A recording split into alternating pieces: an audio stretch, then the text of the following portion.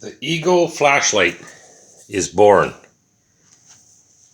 That's a 2.0 battery, and the runtime on a 2.0 with this 30 watt 1600 lumens LED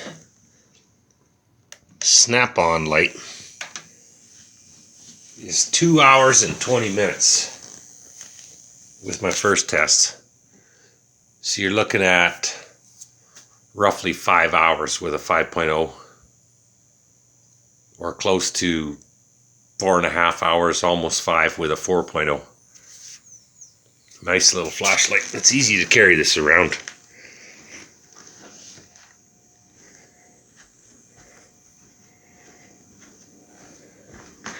I do have a weight problem though. It keeps tipping back by itself, and I've cranked these knobs down.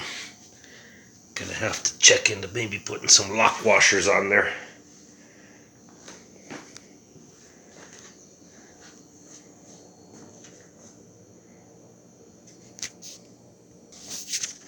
Access to the power button's easy. You can get to it with your hopper finger. Be nice to have a fuel gauge on that too, so you know when your flashlight's about to die. She lights up the sky, man.